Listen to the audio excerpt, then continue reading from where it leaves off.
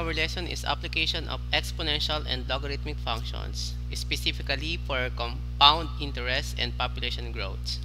Okay, ma-joke muna tayo. Parang compound interest at population growth ang love life ko. Bakit kaya? Example 1, compound interest.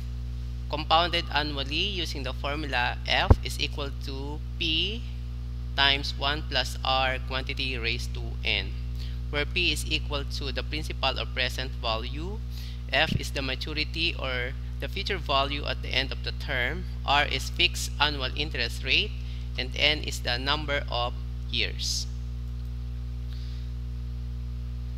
Math joke again, ang compound interest parang chismis. Bakit? Problem solving number 1. How many years will it take an investment to double if the interest rate per annum is 3%? Our given, doubling the principal, we get F is equal to 2P, R equals 3% or 0.03. And our solution, we have 2P equals P times 1 plus 0.03 raised to N, since these are the given. Okay, then 2 is equal to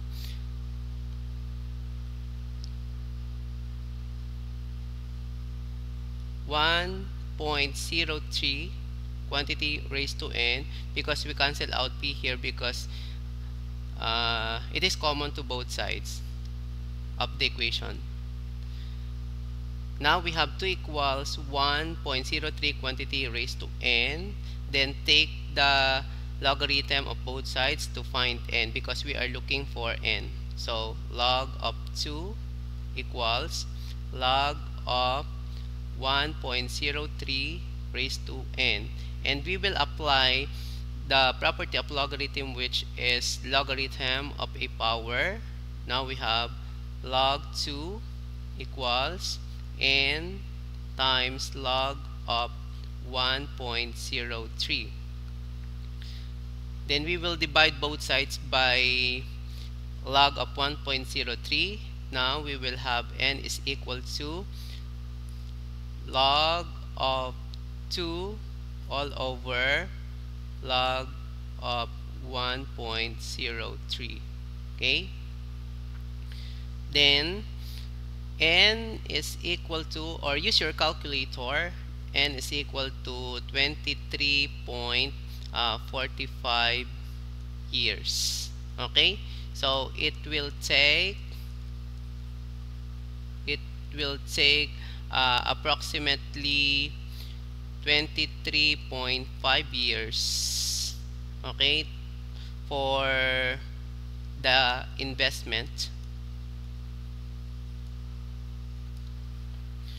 to double. Okay, to double.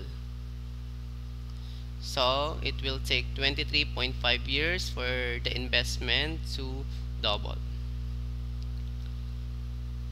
Okay, next problem. How long will it take an investment of 3,000 to 3,500 in a lending institution at 6% compounded annually? What are the given? P is equal to 3,000 pesos. The future value or the future amount is 3,500 pesos, where R is equal to 6%, or in decimals this is 0.06. And we are looking for N again, or the number of years. So the formula F is equal to P times 1 plus R quantity raised to N. So what is F? F is 3,500 equals, what is P? 3,000. It's 3,000 times, what is 1 plus 0.06 quantity raised to N. Okay, and divide both sides by 3,000. We have 3,500 over 3,000 equals 1 plus 0.06 quantity raised to N.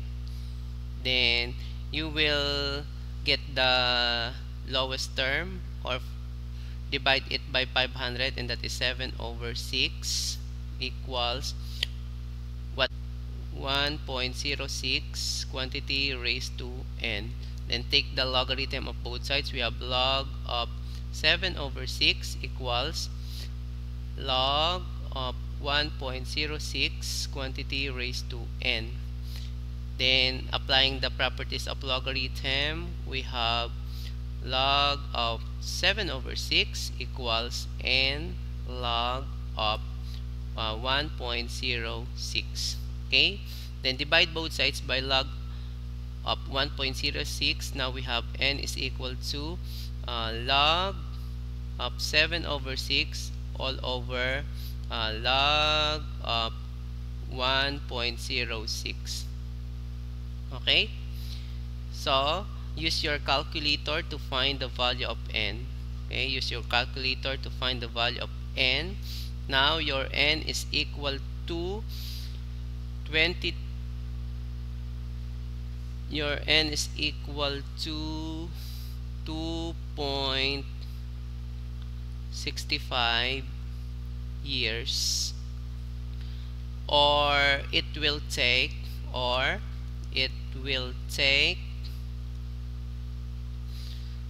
2.65 years, or about 2 years, okay, or about 2 years and 8 months, or 8 for the investment,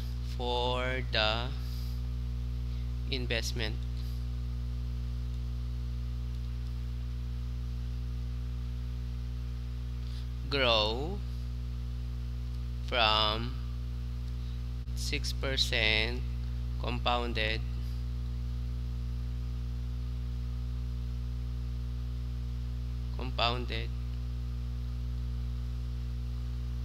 at 6% compounded annually. Okay, next is population growth.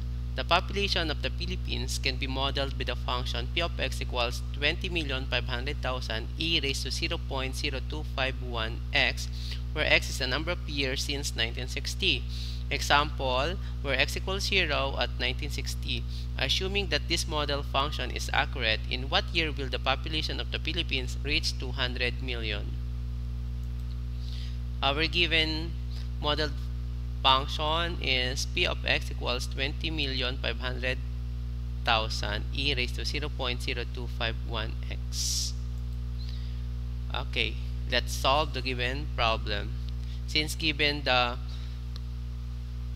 model function and what is p of x, we have what is p of x? 200 million. So 200 million equals 20,500,000 e raised to 0.0251x. Then we will divide both sides by 20,500,000. We have 200 million divide 20,500,000 equals e raised to 0.0251x. Okay, then we will divide 200 million by 20,500,000, and we have 9.756097,561 equals e raised to 0.0251x. Then how to find x, or the variable x? We will take the natural, take ln, or natural log. Okay, So we have ln of 9.75975. Take ln or natural log. We have ln 9.756097561, or you will get all the values in your calculator to make the answer more precise. Equals 0.0251x. Why it becomes 0.0251x? Because using logarithmic identity. Okay? Logarithmic identity. And that is ln e raised to a equals a. Okay? So, we will now have the natural logarithm of 9.7560975661, and that is 2. Use your calculator. 2.27789248 equals 0.0251x. Then we will divide both sides by 0.0251x. So divide both sides by 0.0251x. We have 0.0251. So cancel out this, and x is equal to 90.75. Okay, so our x value is 90.71. Then add